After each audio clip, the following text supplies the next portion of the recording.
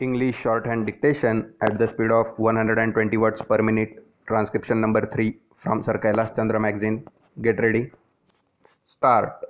I am thankful to you for having given me this opportunity long last to say a few words on the budget.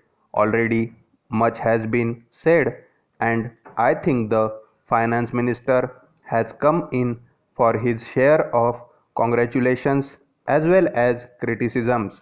So there is not very much to say, but I should like to say a few words. Para.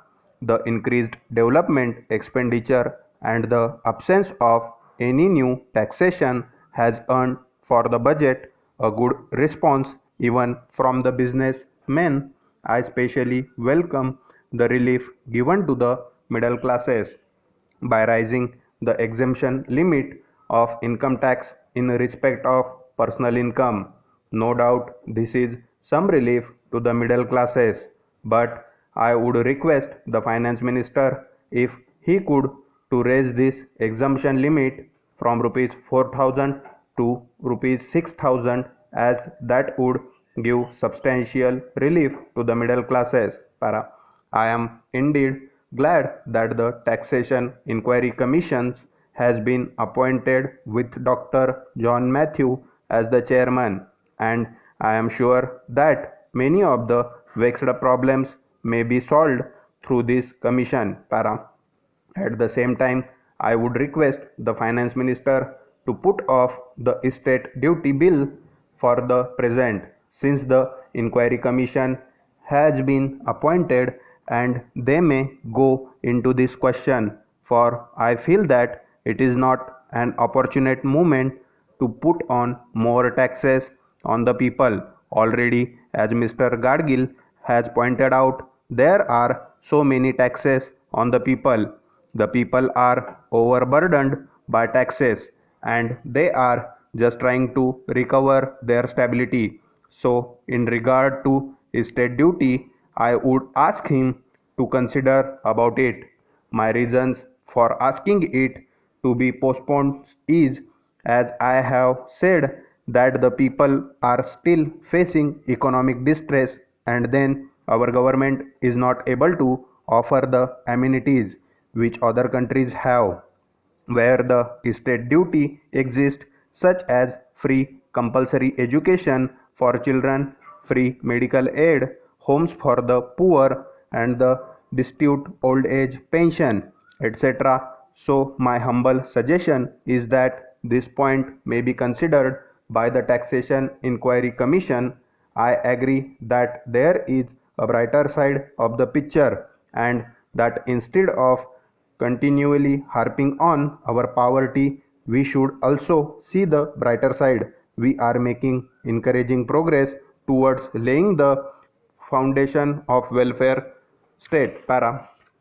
With the cooperation of all and the implementation of the 5-year plan, I am sure, sir, that we should be able to lay the foundations and fulfill the dreams of India. It is indeed encouraging to know from the finance minister that there is a tendency of lowering food prices all over the world, and in that case the prices in our country too would be lowered.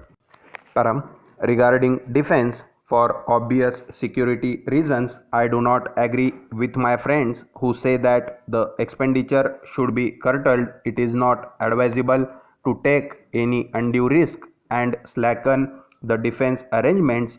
Indeed, defense is one of our valuable assets, although strange to say there seems to be adverse opinion to some quarters. I agree with what General Cariappa once said, that God and army are remembered only when there is trouble. The army consists of most disciplined and loyal set of young men. It would not be proper to effect economy in the pay of these brave officers, as it would not be an incentive for the right type of young men to join the army, and it would become ineffective and inefficient I believe already officers who were drawing rupees 1400 as their pay are now getting only 700 and about rupees 100 as allowances. That is, they are getting about half of what they were getting before. Para.